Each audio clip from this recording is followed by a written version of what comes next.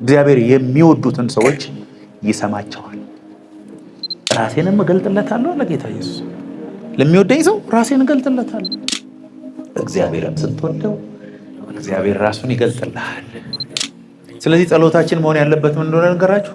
ስጠኝ፣ ክፈት፣ መታው፣ ወጋው ምናምን ሳይሆን ጸሎታችን መሆን ያለበት እንድወድህ እርዳኝ፣ በእኔ ተማምኗልና አስጥለዋለሁ፣ ስሜን አውቋልና አጋርደዋለሁ ይላል። አዲሱ ትርጉሙና እንግሊዘኛው because he has loved me ነው የሚለው። ወዶኛልና አስጥለዋለሁ፣ ማዳኔንም አሳየዋለሁ። ለምን? ወዶኛል። ጸሎት እግዚአብሔርን መውደድ ነው። ጸሎት በፍቅሩ ኢመርስድ መሆን ነው። እግዚአብሔርን የሚወደውን ሰው ራሱ ይገልጥለታል።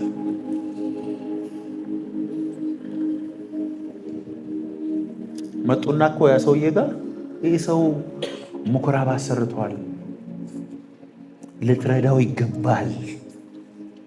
እግዚአብሔርን ስለሚወድ እኮ ቆርኔሌዎስ እኮ እግዚአብሔርን የሚፈራ ዘወትር የሚጸልይ ለድሆች መጽዋዕት የሚያደርግ ዘወትር እግዚአብሔርን የሚፈርግ አህዛብ ነው። የጣሊያን ወታደር ነው። በጭራሽ በመንፈስ ቅዱስ መሞላት አይገባውም። ወንጌልም አልሰማም። ተከታታይ ትምህርት አልተማረም። የውሃ ጥምቀት አልወሰደም። ኢየሱስ ይኑርም አይኑርም ሰምቶም አያውቅም። በልቡ ግን እግዚአብሔርን የእስራኤልን አምላክ የሚፈልግ ሰው ስለነበረ እግዚአብሔር መልአክ ላከለት ወደ ቤት። እግዚአብሔርን የሚወድ ሰው መልአክ ይላክለታል። እዚህ ነው የእግዚአብሔር መላእክት እግዚአብሔርን በሚፈሩ ሰዎች ዙሪያ ይሰፍራሉ። አንተ ስትፈራ መላእክትን ሆስት የሚያደርግ እንደ ዲሽ መላእክትን የሚስብ አትሞስፌር ቤት ጋር ይፈጠራል ማለት።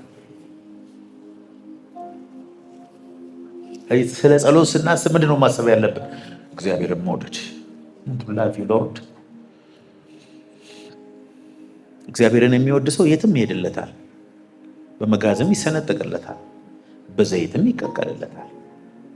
በየመንገዱ ክብሩን ስለ እንዳበደ ሰው ስለሱ መናገር ይችላል። እሱን ሰው የበለጠ እግዚአብሔር ማንን ይሰማል? እዚህ ነው በሰዎች ሁሉ ፊት የሚመሰክርልኝ፣ እኔ ደግሞ በሰማዩ አባቴና በመላእክቶቹ ፊት እመሰክርለታለሁ። እዚህ ውስጥ ራሱ አንዳንድ ሰዎችን እግዚአብሔር ስሙን ጠርቶ ማለት ነው ቃላም፣ ገብርኤል፣ ሚካኤል፣ እልፍ ጊዜ አላፍ መላእክቶች ስሙኝ እስቲ አብ አባቶ ይስማ። ይሄ ማለት በየአውቶቡሱ እየሄደ ስለኔ የሚመሰክር በእኔ ሳያፍር በየመንገዱ እየሄደ ህይወቱን የሰጠኝ ሰው ነው ብሎ እግዚአብሔር የሚመሰክርላቸው ሰዎች አሉ። በሰዎች ፊት የሚያፍርብኝ አለ ጌታ፣ በአባቴና በመላእክቶቹ ፊት አፍርበታለሁ። እግዚአብሔር ደግሞ ጌታ ኢየሱስ እንዲያይቷቸው እኮ ስለኔ ከሚናገር መካድ የሚዳዳው ሰው ነው ብሎ ፊቱን የሚያዞርባቸው አሉ ማለት ነው። አያስቀኗችሁም? አሁን በየመንገዱ ማይክ ይዘው በኢየሱስ ፍቅር አብደው በየመንገዱ እየሄዱ የሚመሰክሩ ሰዎችና አንተ ዝም ብለህ መኪና ነኝ ይላል።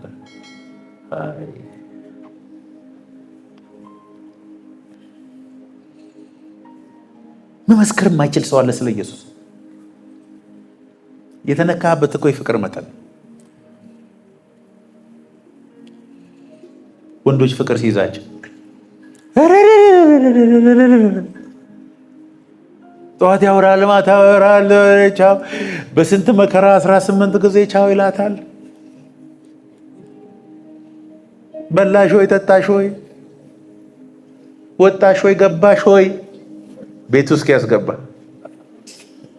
ስጦታ ያመጣል፣ በዲያ ያረጋል ምናምን ቤት አስገብቶ ከወለደችለት በኋላ እስቲ ስራ ላይ ነኝ አጨቅጭቅኝ እስቲ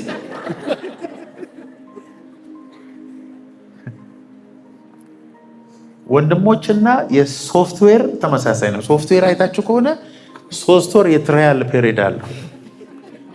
በነፃ እንደ ምርጫ ቅስቀሳ ነው የሚያደርጉት። ኢየሱስን የሚወድ ሰው፣ በፍቅሩ ያበደ ሰው ስለሱ አለመናገር አይችልም። ካልተናገርክ ከውስጥ ገፍትሮ አውጥቶ ስለሱ ዘምር፣ አውራ፣ እበድ የሚል ነገር ከሌለ ለሱ ያለህን ፍቅር እንደገና ቼክ አድርግ። በፍቅሮሜትር የሚባላል ቼክ ስታደርገው ኑሮ ይልሃል። ራስን እኔን ይልሃል። የሚያሳስብ ነገር ያንተ ነገር ብቻ እየሆነ ይሄዳል። Faith-filled prayer carries the creative power of God. When prayed in alignment with His Spirit, miracle happen, presence happen, glory happen.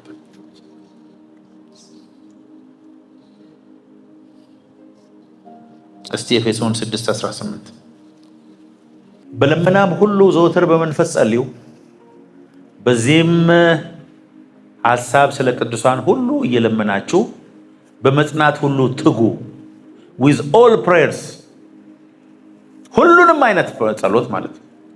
and petition prayer with a specific request ማለት ነው። at all time ሁሉ ጊዜ in all occasion in every season in the spirit ሁሉ ጊዜ በነገር ሁሉ በጸሎት አይነት ሁሉ በመንፈስ እየጸለያችሁ በዚህ ሐሳብ with this view stay alert with all persistence and petition for all God's people,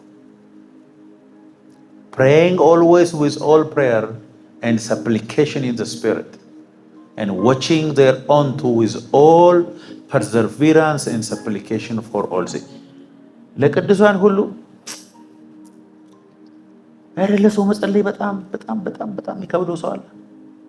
መንፈስ ቅዱስ ወደ ልብህ ያመጣውን ሰው ስትጸልይለት ያ በር እንደሚሆንልህ ታውቃለህ። አንዳንድ ቀን ስትንበረከክ ለራስህ ተው ለገሌ ጸልይ ካለ ጌታ በሩ በዛ በኩል ነው ማለት ነው ወደ ግሎሪ የምትገባው። ጸሎት ራሱ የሚሳስስ ሰው እንዳለ ታውቃላችሁ።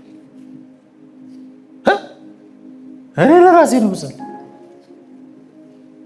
የራሱ ጉዳይ። የሆነ ጊዜ ጎልፍ እየተጫወቱ እያለ መንፈስ ቅዱስ ለአንዱ ተናገረው።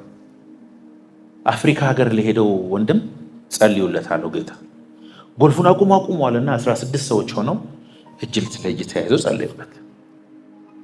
ይሄ ሰው አፍሪካ ሀገር ሄዶ ተመልሶ መጥቶ ቴስቲሞኒ ይናገራል። እውነተኛ ቴስቲሞኒ ነው። አፍሪካ ሀገር መጥቶ ሚሽነሪ ሆኖ እያገለገለ እያለ እዛ ገጠር ውስጥ የነበሩ ሰዎች ሊገሏቸው መሳሪያ ይዘው መጥተው የጦር ምናምን ይዘው ሊገሏቸው አሉና እዛ ደርሰው የሆነ ነገር አውርተው ተመልሰው ሄዱ። ከዛ ሰውየው ቆይቶ ወንጌል እየመሰከረ ቆይቶ ምን ብሎ ጌታን ተቀበሉ፣ ከሰዎቹ ጋር ተግባባ። ያን ቀን ግን እኔንና ቤተሰቤን ልትገሉ መጣችሁ፣ ለምንድን ነው የተመለሳችሁ ሲባል 16 ሰዎች ብርሃን ነው ልብሳቸው፣ ረጃጅም ናቸው፣ እነሱ ናቸው በእኛ ቋንቋ እናንተ ጋር የነበሩ። ምን አይነት ሰዎች? ረጅም ናቸው፣ የሆነ ለየት ያለ መሳሪያ ይዘዋል፣ ፊታቸው ያበራል፣ ቁጥራቸው ደግሞ 16 ነው። ይህንን መጥቶ መድረክ ላይ ሲመሰክር ቆይ ሳትጨርስ ተነሱ 16ታችሁ። ምን ነበር ያደረግነው? 16ቱ ሰዎች ባይጸልዩ ይሄ ሰውዬ ሚስቱ ከነ ልጆቹ እዛ ጫካ ውስጥ ይሞታል አይሞትም?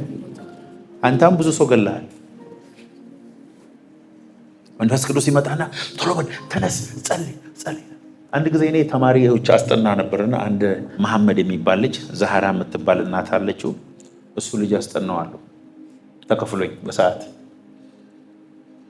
እና ያስጠናውት እያለ ኦሎፍ ዘደን እሳት መጣብኝ። እያስጠናውት በልሳን ተናገርኩ። ረባከር ቲቸር ምን ሆነሃል አለኝ። ረባከር ሮጥኩ ቤት ውስጥ ምናምንና ተመልሼ ሂሳቤን እንዳይቀንሱብኝ በቃ ማስተማር እስከማልችል ድረስ ከዛ አስጠንቼው ልወጣ ስል ይቅርታ አንድ ጊዜ ላናግር አለችኝ እናቱ። ዛራ ትባላል። እሺ አሁን ወደ ላይ ወጥቼ ጌታ ጸልይለት ብሎኝ አሁን ጸልዬልን የመጣሁት አለች። ሸራባጋታ ባንተ መጸለይ ብዙ የሚባረክ ሰው አለ። ጸልይ ለሰው ስትባል ጸልይ። አበሻ ይኸውላችሁ የስስታችን መጠን በጣም ከመብዛቱ የተነሳ ጸሎታችን ራሱ ስለኛ ብቻ ነው። እረ በመድኃኒዓለም መንፈስ ቅዱስ ጸልይ የሚልህ ሰው ጸልይ። በዛ በኩል አስገብቶ እግዚአብሔር ያንተን በረከት ይለቅልሃል። ኢዮብም ለወዳጆቹ ሲጸልይ ነው መጨረሻውን መልስ ያገኝ። እስቲ ቀንሱ ለእናንተ መጸልዩት። ሰልፊሽነት በጣም ከባድ የሆነ ራስ ወዳድነት አለ በመካከላችን። እኔ ገባኝ ነገር ልገር፣ በራስ ላይ ትንሽ በሌሎቹ ላይ ብዙ ስታደርግ ነው ገንዘብ ወደ አንተ የሚመጣው። አሁን ስለ ገንዘብ ብነግራችሁ እድሜ እያደገ ብዙ ነገር ስመጣ የምሰበስበው ገንዘብ ሳይሆን የምሰጠው ነው ብዙ ብር የሚያመጣል። እስቲ መስጠት ጀምር። ያላችሁ መንፈሳዊ ዓለም የፍጥረታዊ ዓለም ተቃራኒ ነው። ለምሳሌ ይህንን ጠረጴዛ ለመስራት እኔ ብፈልግ መጀመሪያ ክብ ጠረጴዛ ሰራለሁ ላለው፣ ከዛ ስዕል እሰላለሁ፣ ከዛ እንጨት አመጣለሁ፣ ከዛ በመጋዝ ቆርጠዋለሁ፣ ከዛ ቀለም ቀባዋለሁ፣ ከዛ ጠረጴዛ አደርገዋለሁ። ይሄ መንፈሳዊ ዓለም እንደሱ አይደለም። መንፈሳዊ ዓለም ከተሰራው ነው የሚጀምረው። እንዲህ ነው የምትገለብጠው። ሀብታም መሆን የምትፈልግ ከሆነ ኪስ ውስጥ ያለውን 100 ብር ትዘረዝሯል፣ 100 ቦታ።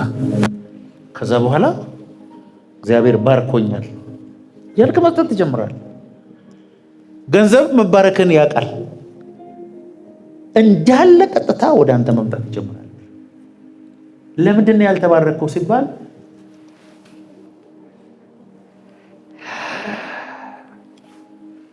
በር ሲንኳኳ የቀረበውን ምግብ ይዞ ወደ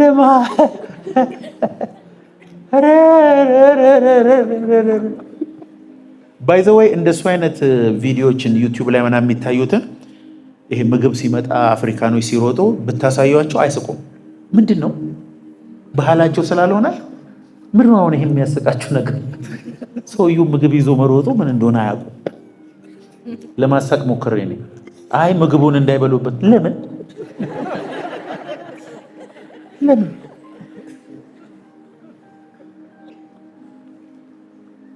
የስስት መንፈስ በኢየሱስ ስም ከምድራችን ላይ ይሰበር፣ ከአንተ ላይም ይሰበር። አሜን በል፣ አሜን በል፣ አሜን በል። ጸሎትም እንደዛ ነው። እግዚአብሔር አንዳንድ ጊዜ ሌሊት ላይ ተነስ ለገሌ ጸልይ ሲል እንቅልፍን ትተህ ብድግ ብለህ ጸልይ። የእሱ በረከት እጥፍ ያገኛል። አዎ በጸሎትና በልመና ሁሉ ዘወትር በመንፈስ መሆን ራሱ መጸለይ ነው። በነገራችን ላይ እኔ ልንገራችሁ፣ በመንፈስ መሆን ረጅም ሰዓት ከመጸለይ ረጅም ሰዓት በመንፈስ መሆን ይሻላቸዋል። መዝሙር ከፍተ እየተንተከተክ በልሳን እየተናገርክ ቀኑን ሙሉ እያልክ ብትውል ተንበርክከ ብዙ ነገር ከመናገር ይሻላል። በመንፈስ ሆኖ በመንፈስ መሆን ማለት አይደለም። እንዲህ ብሎ በመንፈስ ያልሆነ ሰው አለ።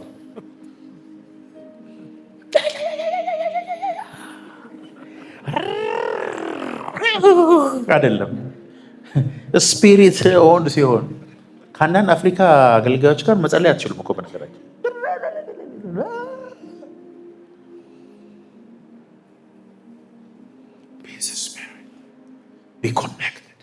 ዘወትር በምን ጸልዩ ይላል? በመንፈስ በሉ እስቲ። በመንፈስ መሆን በየሀገሩ የተለያየ ዴፊኒሽን ነው ያለው። ወደ ላቲን አሜሪካ ስትሄዱ ባንዲራ ይዘው አፖስትል ማልዶናልዶ ጋር የሚደንሱ ሴቶችን ብታየው መጀመሪያ አካባቢ ሄድኩ የዛሬ 10 ምናምን ዓመት ጌታ ኢየሱስ አጠገቤ መጥቶ ምንም ከመንፈስ ጋር አይገናኝ። ይሄ ባህል ነው። በመንፈስ መሆን ማለት በመንፈስ መሆን እኔ መመርጠው ልንገራችሁ፣ በአእምሮ 10 ሰዓት ከመጸለይ በልሳን 1 ሰዓት መጸለይ የተሻለ ነው። በማይነገር መቃተት በውስጤ ስለሚቃተት ማለት መንፈሳችሁን አንቁት። በመንፈስ ሁኑ፣ አታቋርጡ። ዘወትር ነው የሚለው። ዘወትር at all time with all prayer in a spirit. Always be in the spirit. በመንፈስ ስትሆኑ እኮ ከአጋንንት ራዳር ውጭ ነው የምትሆኑት። በዚህ ያልነበር በስጋ ስትሆን ደግሞ በጣም ነው የምትታየው ለታርጌት ገባ ይላል። በስጋ ስትሆን፣ በመንፈስ ስትሆን ትጠፋበታል፣ አትታየው። በእግዚአብሔር ውስጥ ትሰወራል። የኔን የጸሎት ልምድ ልንገራችሁ። የኔን ልምድ አልኳችሁ እንጂ እኔ ተከተሉ አላልኩም። የኔን ልምድ ነው። እኔ ጸሎቴ ወደ 60% መዝሙር ነው። ድምፄ ለእናንተ ላይ ያምር ይችላል፣ ጌታ ይወደዋል። እኔ በቴሌቪዥን የኔን ድምፅ ስሰማ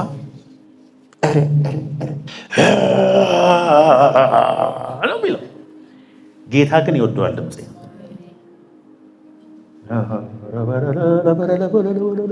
ሰኔ ራሱ በዜማ ነው።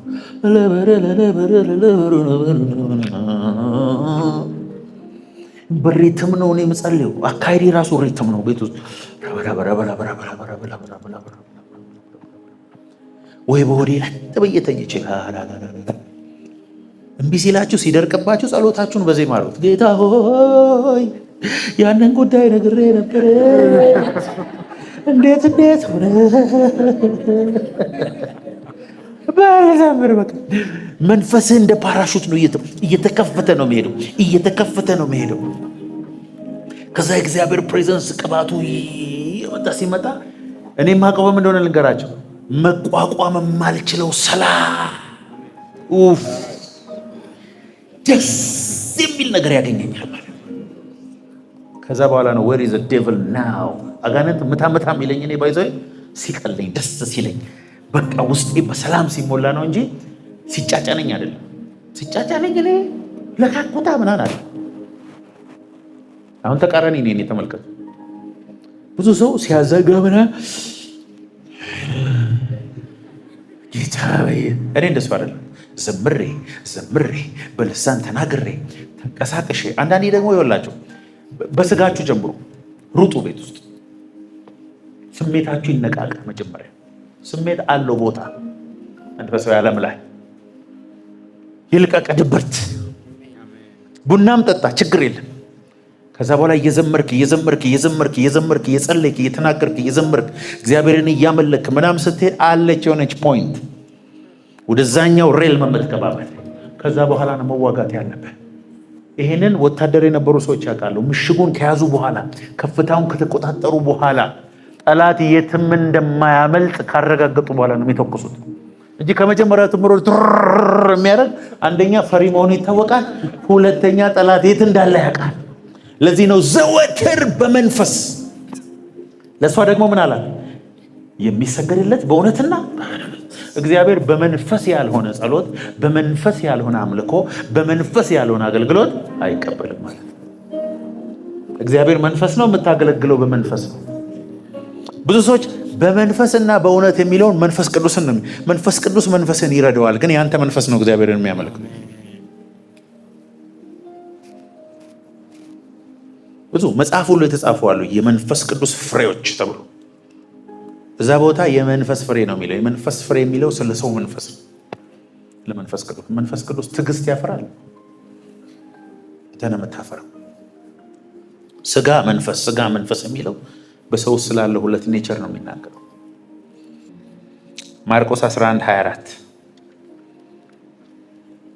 ስለዚህ እላችኋለሁ የጸለያችሁትን የለመናችሁትንም ሁሉ እንዳገኛችሁት እመኑ ይሆንላችኋል። Therefore I say unto you, what things soever ye desire when you pray, believe that you receive them and you shall have them. እንደሆነ አድርጎ የሚቆጥሩ ሰዎች ሁሉ ጊዜ ይሆንላቸዋል። ሆኗል ብሎ እርግጠኛ ሆነው ባመኑት ልክ የሚንቀሳቀሱ ሰዎች ይሆንላቸዋል።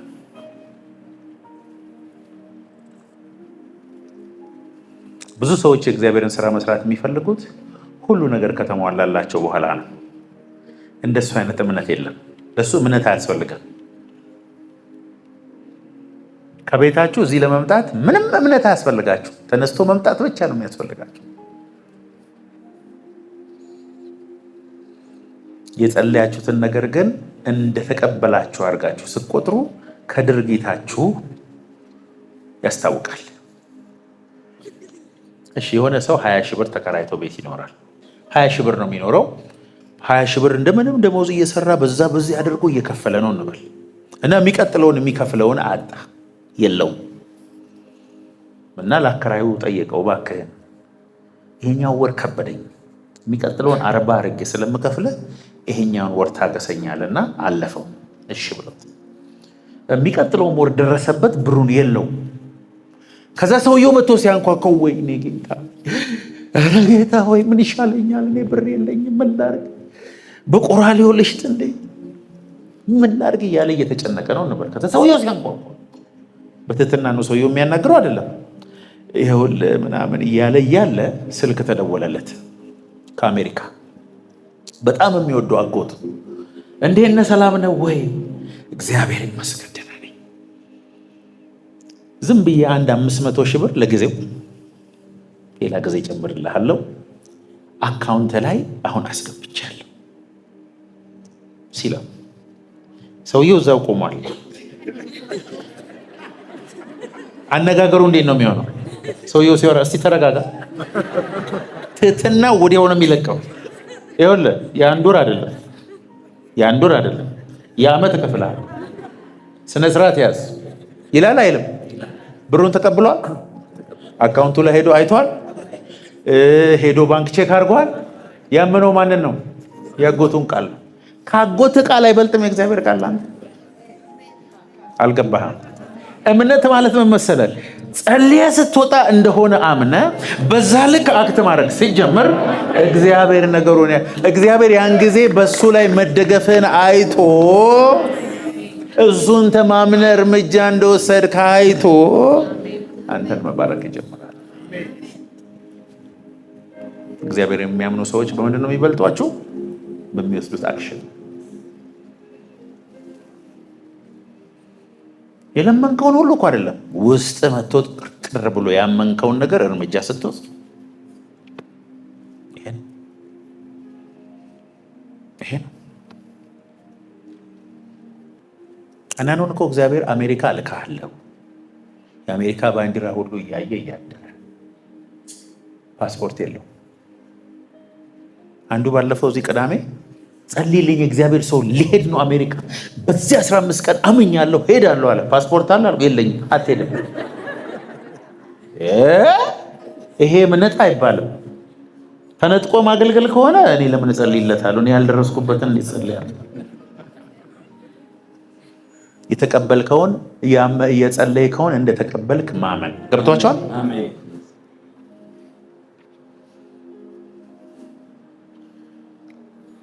ውስጥ ያለውና ውጭ ያለው አንድ አይነት ሲሆን ተቀበላል።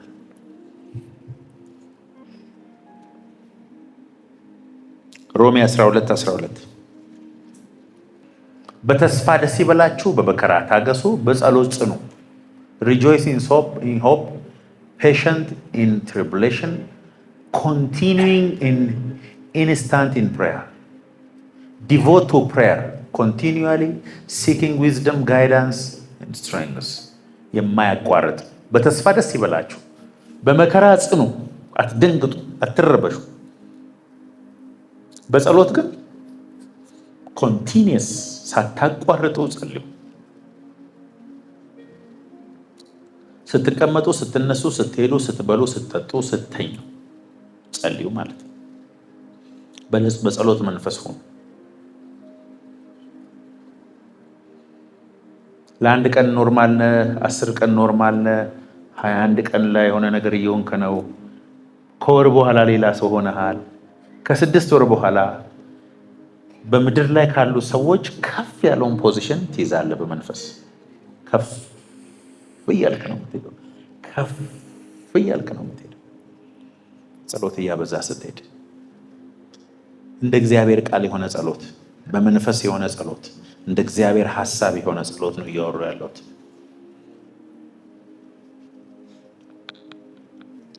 እጸልያለሁ በሉ እስቲ። በጌታ ፍቅር እስቲ ልጠይቃችሁ አንድ ነገር። ጠዋት ከእንቅልፍ ስትነሳ ጀምርና አንደኛ ደስተኛ ለመሆን ወስን። ለአንተ የሚደሰትልህ ሌላ አካል የለም። አንዳንድ ሰዎች ደስታን ከየት እንደሚጠብቁት አላውቅም።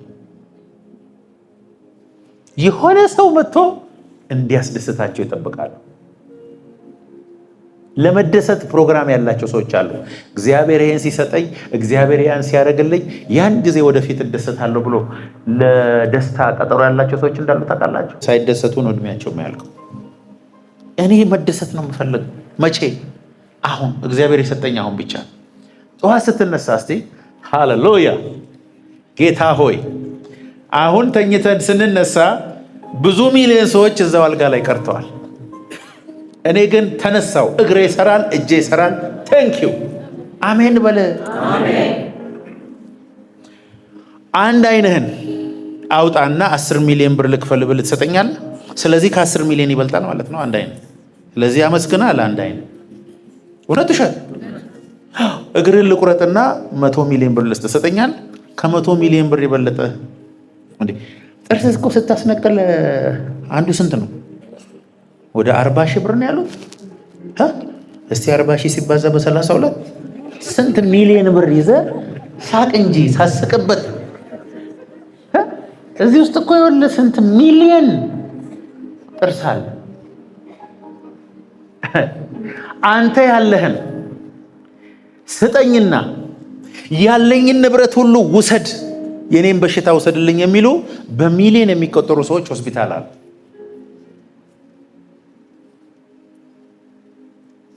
ማየት እየቻልክ ጨጓራ ሲፈጭ አንተ የበላ ሁሉ የሚስማማ ሰውዬ ለዓለም እንደ ጴንጤ አሁን አዘንተኛ የለም። አንድ ቀን ጌታ ከሰማይ ያየኛል። አሁን ምን የሚያስቅ ነገር አለ? ፊልጵስዩስ 4:6 አውጣ እስቲ። እቺን ጥቅስማ ታቋታላችሁ። ጥቅሷን እኮ ከ4 ጀምሮ እስቲ 4 ሁል ጊዜ አብዶ ነው እንዳንለው እስር ቤት ውስጥ ሆኖ የሰውዬ ደግሜ እላለዋል። ተሳስቼ እንዳይመስላችሁ። ጳውሎስ በዚህ ሰዓት እስር ቤት ነው፣ ወንጀል ሰርቶ አይደለም። የሚጠይቀው ሰው የለም። አንድ የሚጠይቀው ሰው ምግብ ይዞ ጳውሎስ ብሎ የሚጠይቀው ሰው እዛ እስር ቤት ብርድ ሁሉ አስተቃይቶት በርኖስና መጽሐፍ አምጡልኝ ብሎ የሚለመን ሰው። እኛ ዛሬ እንደ መጽሐፍ ቅዱስ የምናነበው ደብዳቤውን ወደዛ የሚያደርስለት ሰው የሌለው ሰው ነው። ምን አለ መሰላችሁ? ሁል ጊዜ በጌታ ደስ ይበላችሁ። ደግሜ እላለሁ በነገር ሁሉ በጸሎት በምስጋና። እስኪ ቀጥል።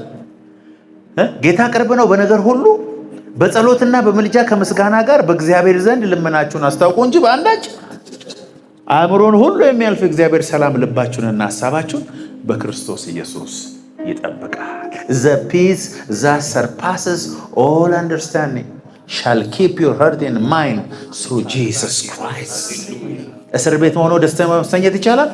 አዎ፣ ደስታ የመንፈስ ቅዱስ ስጦታ። የእግዚአብሔር መንግስት ምንድን ናት?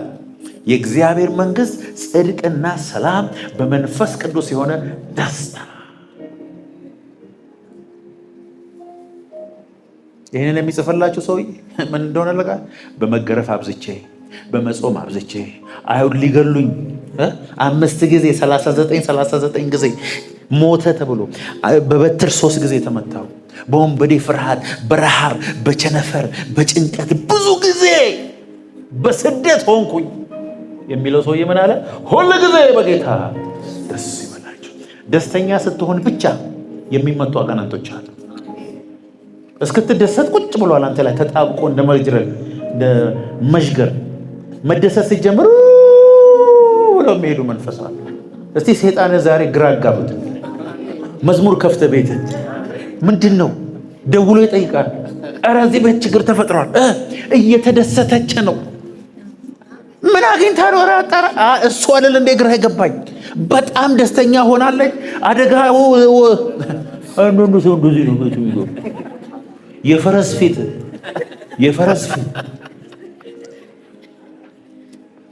ማይደስቱ ሰዎች አውቃለሁ ላይ ባይዘው እኔ ሁሉ ጊዜ ደስተኛ ስለሆንኩ በባዶ ኪሴም ብዙ ሰዎች ጥያቄ ይጠይቁኛል። ምን አገኘ? ምን አላገኘው? በጌታ በኢየሱስ የዘላለም ሕይወት አለኝ። ስሜ በሕይወት መጽሐፍ ላይ ተጽፏል። ጠረጴዛ ላይ ምግብ አለ። አካሌ ላይ ጨርቅ አለ። ሄጄ ገብቼ መተኛ ቤት አለ። ምን ያርገኝ ጌታ ከዚህ በላይ? አንዳንዶቻችሁ እኮ ምንድን ነው የምትፈልጉት? እኔ እኮ ግራ ነው እኮ የሚገባኝ። አንዳንዱ እኮ ብዙ ነገር አለ። መኪና እየነዳ ጮማ እየበላ ቆንጆ ልብስ እየለበሰ ዱባይ በአውሮፕላን እየሄደ እግዚአብሔርን ይጨቀጭቃል። አቁም። ምን ያርግ እግዚአብሔር እንዴ? እዚህ ምድር እኮ ነው የምንኖረው። እስቲ ሰይጣንን ግራ አጋባው፣ ጠላቴን ግራ አጋባው። እስቲ እግዚአብሔር ከሚያጋባው አንተ አጋባው። ኮንፊውዝ አድርጎ ሰይጣን በጸሎትና በልመና ከመልጃ ጋር ነገራችሁን አስታውቁ እንጂ በአንዳች አትጨነቁ።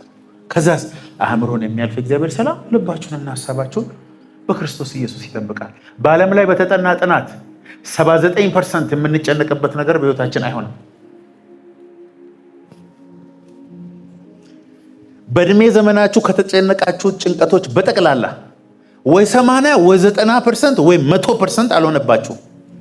ጭንቀቱ ግን የብሬን ሴልን ገሏል፣ ስኳርን ከፍ አድርጓል፣ የልብ አመታትን ቀይሮብሃል፣ መልክን እየቀየረ ነው። በተለይ እህቶች ላይ በውበት እንዳትመጡባቸው። አሁን ይህ ምክር እንዴት እንደሚሰሙት ታያላችሁ። ስትጨነቁ ቆዳችሁ ይሸበሸባል። አቁሙ። በጣም የሚገርመኝን የእህቶች ባህሪ ልንገራችሁ። ሴቶች መልካችሁን ያሳምራል ብቻ በሏቸው። ቲማቲም ይቀባሉ፣ አቮካዶ ይቀባሉ፣ እንቁላል በሙዝ ይቀባሉ፣ የማየው አፈር ይቀባሉ። ከውሃ ውስጥ የወጣ ነው። አሁን ደግሞ ምን እንደመጣ የሳልመን ዘይት ነው።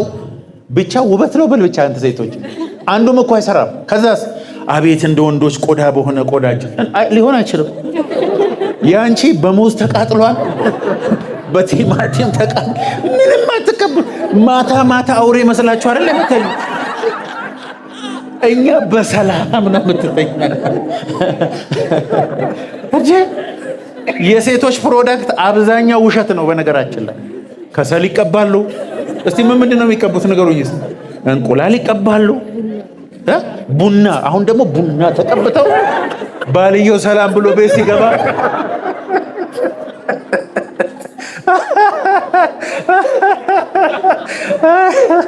አይሰራ።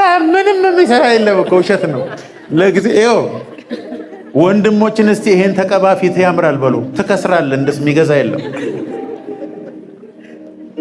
ወንድሞችን መሸወድ ከጀመርክ ጡንቻን ያስወጣልሃል፣ ደገኛ ያደርግልሃል በሉ። ምንም ይገዛል። የማይጠጣው ፓውደር የለም። ሴቶች ከውበት ጋር አትምጡባቸው። ሴቶች አሁን መከራችሁን እንደምትሰሙኝ እርግጠኛ ነኝ። ስትጨነቁ ከእድሜያችሁ ላይ ቆዳችሁን የሚያሸበሽብ ያለ እድሜ የሚያስረጅ ጭንቀት ነው። የፋንታሲ ዓለም መኖር አቁሙ። ቲክቶክ ላይ የምታዩት ዓለም ውሸት ነው። ውሸት ነው። በነገራችን ላይ የእናንተ ያልሆነን መኪና፣ የእናንተ ያልሆነን ቤት፣ የእናንተ ያልሆነን እንትን። አንዳንዱ እኮ የምታዩት በነገራችን ላይ በቴሌቪዥን ከፍቶ ነው። ውሸት ነው። ቢቹ ምናምን ኤአይ ነው የሚሰራው። የውሸት ዓለም ውስጥ አትኖሩ። የውሸት ኖራችሁ የእውነት መሞታችሁ አይቀርም። ስለዚህ እውነተኛውን ኑሮ ኑሮ። እውነተኛ ኑሮ መንፈሳዊ ኑሮ ነው። የሚጸልይ ሰው፣ ጌታን የሚፈልግ ሰው፣ ወንድሞቹን የሚወድ ሰው፣ እውነት የሚናገር ሰው፣ የፈለገ ሰው ይጥላው እንጂ ከሁሉ በላይ የሚሄድ ሰው።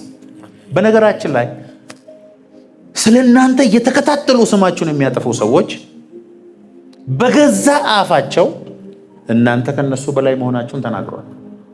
ወደ ታች አሰድመማ ሰው እኔ የሚሰድቡኝ ሁሉ ከኔ በታች እንደሆኑ ነው የማውቀው። እኔ ከኔ በላይ ሆኖ እኔ ሊሰድበኝ አይችልም።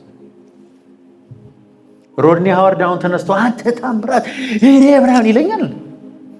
ስንት ዓለም ላይ ዞሮ የሚሰራ ሰው ከሰደበኝ ከኔ አንሷል ማለት ነው። እኔ ምንም ያልሰራ ሰው ምንም አይነት ተራ የሆነ ሰው ከመሬት ተነስቶ ቢሰድበኝ መልስ አልሰጥም። እኔ መኖሩንም እውቅና አልሰጠው፣ አልሰማውም፣ ጽሁፉንም አላነበብም። እስቲ አንድ ትልቅ ሰው ይስደበኝ፣ ጽሁፉን ሳይጨርስ ነው መመለስለት። ከሱ ጋር እኩል ሆናለሁ። ከላይም ይሁን ከታችም ይሁን ለሚሰድብ ሰው ስትመልስ ከአንተ ጋር እኩል ነኝ እያልክ ነው። ዝም ካልከው ግን አውቶማቲካሊ ከሱ በላይ ነው። እሱም ያውቃል፣ ጽሁፉንም የሚያነቡ ሰዎች ያውቃሉ። ቢስማርት ከጀርባ ሆኖ የሚሰድብ ሰው ኦልሬዲ ከጀርባ ነው። ከጀርባ ካለ ሰው ጋር አትጣል። አሜን። የሚጸልይ ሰው፣ ወንድሞቹን የሚወድ ሰው፣ ይቅርታ የሚያደርግ ሰው፣ በመንፈስ የሚንተከተክ ሰው ከሱ የበለጠ ምን የተባረከ ሰው አለ? ሰውየው ነው አሉ። ላለፉት 13 ዓመት ምሳሌ ተናግሬያለሁ። ልቤን በጣም ስለነካኝ ነው ይሄ ስቶሪ እውነተኛ ስለሆነ። ሰውየው ሆስፒታል ሄደ። አይኑን ያመዋል። በማሽን ሲመረምሩት በጣም እናዝናለን። በጣም መጥፎ ዜና ነው ያለን ለአንተ። ምንድን ነው? አይኖች ላይ ካንሰር ታይቷል። ሁለቱም አይኖች መውጣት አለባቸው በህይወት መኖር ካለብን። በከፍተኛ ሐዘን ሚስቱን፣ ልጆቹን፣ ቤተሰቡን ጠርቶ ዛሬ በጣም በጣም የሚያሳዝን ዜና ነው ያለኝ። አይኔ ላይ ካንሰር ስለተገኘ ሁለት አይኖች ከጠፉ ብቻ ነው በህይወት መኖረውና ሆስፒታል ሄጄ በሰርጀሪ አይኔ ሊጠፋ ስለሆነ ለመጨረሻ ጊዜ ነው ማያቸው አላቸው። ሰብስቦ አያቸው። ሁሉንም ተላቀሱ። ምን ተባለ? ሆስፒታል ሄደ። ማደንዘዣ ተወጋ። አይኑን ወጥቶ ሲያዩ ካንሰር የለበትም፣ ፈንገስ ነው። ከዛ አይኑ ታጠበለትና ወደ ቦታው ተመለሰ። ከማደንዘዣ ወጥቶ እንዴ ምን ነው ዶክተር ሲባል ኮንግራቹሌሽንስ ከዛሬ ጀምሮ ታያለ፣ ካንሰሩም የለብህም። ካልጋው ላይ ተነሳ ሰውየው ዘሎ ወጥቶ ይወላችሁ ሆስፒታሉ ፊት ለፊት ያለችውን ነጭ መኪና ሳያለ ነጭ እንዲህ ያምራል። ፀሐይ እንደዚህ ቆንጆ ነች። ዛፍ ሳያለ በቃ ሰውየው ወይኔ ዛፍ ውበቱ፣ አቤት ወፎች ማማራቸው፣ አቤት ፏፏቴው፣ አቤት ህዝቡ ውበቱ፣ አቤት ቤተሰቦቼ። አይነ ሳይወጣ ብዙዎቻችን እኮ ከተወሰደብን በኋላ ነው ብዙ ነገር የሚቆጭ።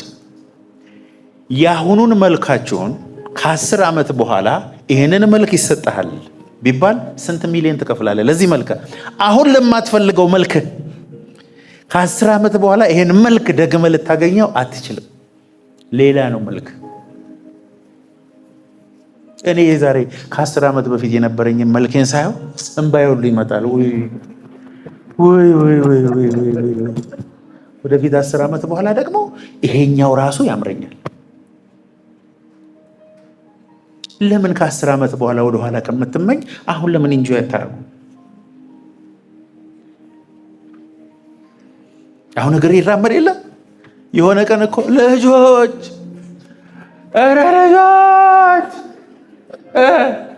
ጫማ አይነሰሩልን። አሁን ማሰር ትችላለህ። እስቲ እግዚአብሔርን አመስግን።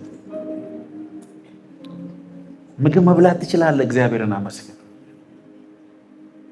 የሌለህን ነገር በማሰብ ለምን ትጨነቃለህ? ሚሊዮን ሪዝን አለ ለመደሰት።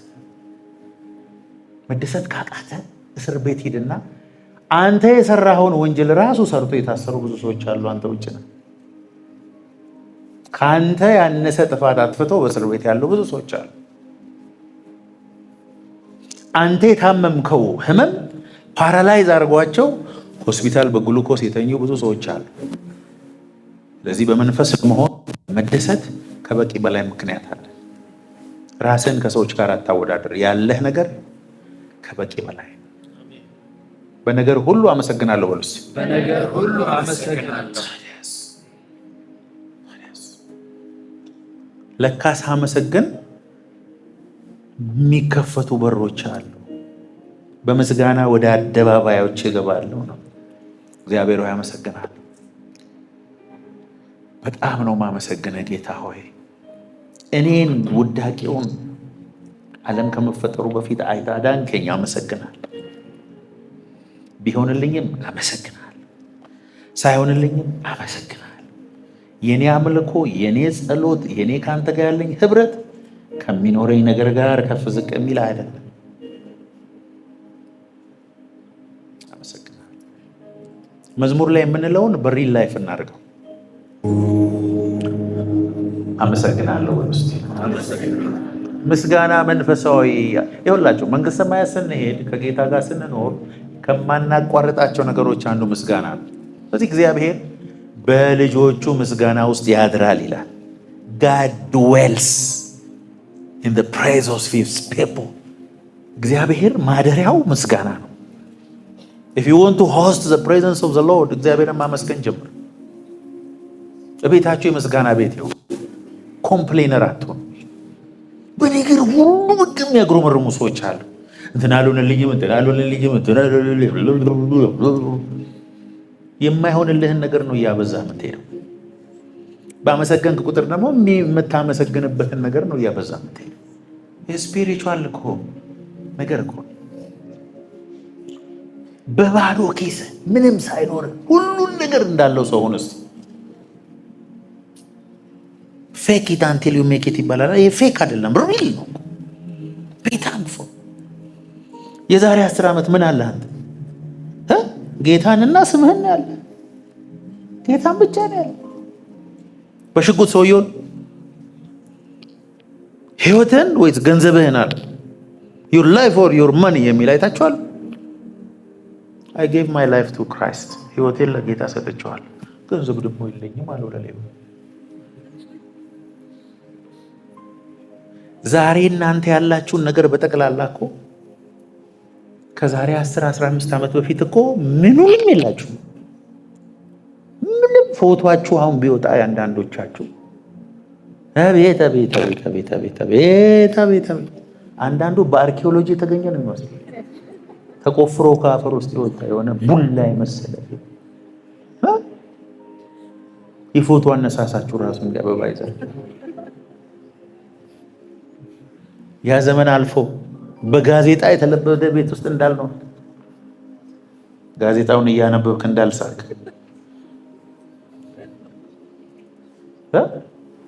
ድሮ እኮ እንደሱ ነበር። ትዝ አይልም?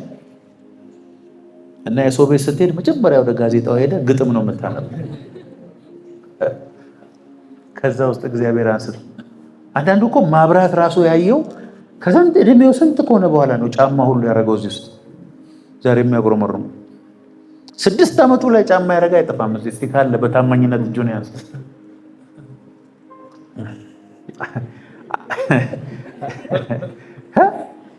ትልቅ ሰውዬ የሆነ ትምህርት ቤት የገባ ስንት ሰውዬ አለ። አለቃ ትምህርት ቤት አለቃ የነበረ ስንት ሰው።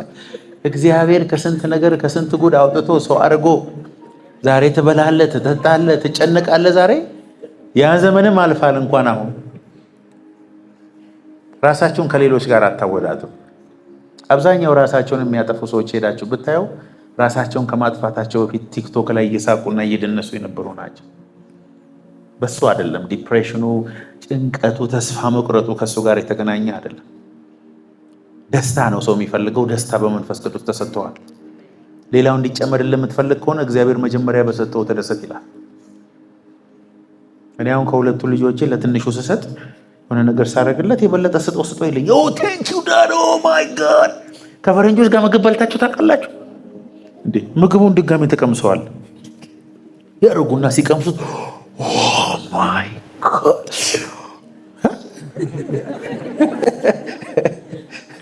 እኔ ከነሱ ላይ ቆይ እስቲ ሌላ ያው ነው ግን በቃ ያሸቱትና ያመሰግናል። ያገመጣሁልህ ልብስ ብታየው ማመን አትችልም። ኦ ማይ ጋድ። እኔ ራሴ ተፈትኝበት ነው። ሰውየው እስኪመጣ ቸኩለ እጭ ይሄ ነው። አመስጋኞች ናቸው። ስጦታ ሰጧቸው። ቴንክ ዩ ቴንክ ዩ ቴንክ ዩ ኢትስ ፎር ሚ አር ዩ ሹር ኦ ማይ ጋድ ቴንክ ዩ ካም ኦን ካም ኦን ቴንክ። አበሻ ምንም አድርግለት። አሁን ከአሜሪካ መጣው ብሎ አሁን ይሄን ጫማ እና ሸሚዝ ምናምን ቢቀርስ አሁን የኔ እዛ ረካቶ ቻይና አንተን ይሸወደኝ አንዴ አበሻ እኮ እንደዚህ እኮ ስለምንም ነገር የማያመሰግን ህዝብ አበሻ። ኮሪደር ልማቱ ተሰራ፣ ያምራል አያምርም? አንድ ሰው አያመሰግንም። ምን አውሬ ላይ ማብራት በማብራቴ ምን ክሪስማስ አስመስሎት ምናምን ጨለማ ውስጥ እኮ ነው ተወልዶ ያደገው ራሱ። ስለምንም አናመሰግንም፣ ማንንም አናመሰግንም፣ መንግስት አናመሰግንም፣ ያገለገለን ፓስተር አናመሰግንም።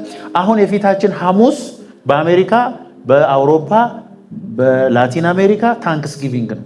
ምስጋና በቃ ፓስተሮቻቸውን ቴንኪው አንተ እንዲህ ቃል ስላካፈልከን፣ እንዲህ ስላደረክልን፣ ስለጸለይክልን በጣም እናመሰግናለን። ይሄው ደብዳቤ፣ ይሄው ፖስት ካርድ ታንክስ ጊቪንግ ኢትዮጵያ ሰውስ ኢትዮጵያዊ 12 ዓመት አገልግለው አስተምረው እጅ ጭነህበት አጋንንት አስወጥተህ 50 ሺህ ብር ስጠኝ ሲል የለኝም ስትለው ድሮም አንተም ብሎ ፓስተር ብሎ ነበር። ኖቦዲ ኬርስ። ባለፈው አሜሪካ አገልግዬ ስመጣ በአውሮፕላን ውስጥ እንደነገርኳችሁ እኔ ብቻ በታክሲ ሄጄ ሳገለግል ሌሎቹ አገልጋዮች በፕራይቬት ጄታቸው ነው የሄዱት። የት ነው ያቆምካት አሉኝ። ምኗን? አውሮፕላኗን የት ነው ያቆምካት? ጌታ ፊት ነው የምነግራችሁ። አይ በአሁኑ ዝም ብዬ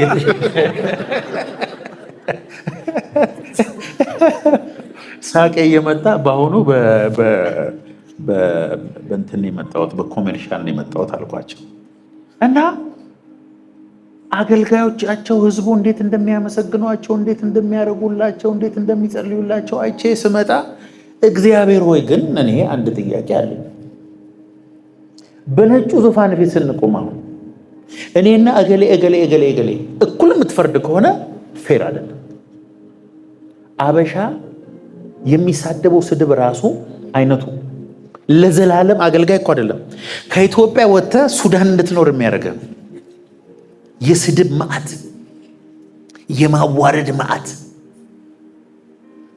በዓለም ላይ ስንት ሚሊዮን ፓስተሮች እየለቀቁ እንደሆነ አገልግሎት እየዘጉ ቸርች እየዘጉ እንደሆነ ታውቃላችሁ። ስድቡን የሶሻል ሚዲያውን ተቃውሞ አቅቷቸው ብዙ ሰዎች ቸርች ዘግተው እየሄዱ ነው። አሜሪካ ብቻ 1780 ምናምን ፓስተሮች በየአመቱ እየለቀቁ ነው። አቃታቸው። ያውም እኮ ገንዘብ እየሰጧቸው፣ ቤት እየሰጧቸው፣ ቴንኪው እያሏቸው፣ ሌሎቹ ከውጭ የሚሰድቧቸው። እኛ እኮ የኢትዮጵያ ፓስተር እስቲ ምስጋና ልመዱ። እቤታችሁ ወጥ ሰርተው የሚሰጧችሁን ሰራተኞቻቸው ቴንኪው፣ ወጥ ስለምትሰሪልን እግዚአብሔር ይባርክሽ። መቼስ እንዴ ጋሼ ግን ዛሬ ማን ይላል? ቤታችሁ አትክልት እንትን የሚለውን ሰውዬ ቴንኪው ብትሉ ምን አለበት? ምን አለበት? የሚጸልዩላችሁን ሰዎች ደውላችሁ ቴንኪው። እናትህን ደውለህ በጣም ነው የምወድሽ እናቴ፣ በጣም አመሰግናለሁ ስላሳደግሽኝ፣ ስለመከርሽኝ እንዲሁ ላመሰግንሽ ነው። ተከፍላላችሁን ለምስጋና። በሐሜት የደከመውን መንጋጭላችሁን እስቲ ወደ ምስጋና ቀይሩት። የሚያገለግሏችሁን፣ የሚጸልዩላችሁን፣ የሚረዷችሁን፣ የሚያግዟችሁን ሰዎች እስቲ ማመስገን ጀምሩ። በህይወት ላይ የምታየው ለውጥ ታያለህ። ቴንኪው ምስጋና ታበዛለህ ብሎኝ ያውቃለሁ። እግዚአብሔር ይባርክ። ቴንኪው ምን አለበት?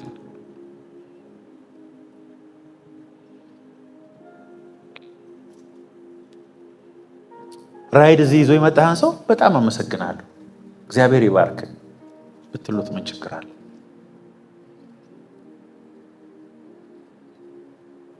የምስጋና ሳምንት ይሆንላችሁ። አሜን አሜን።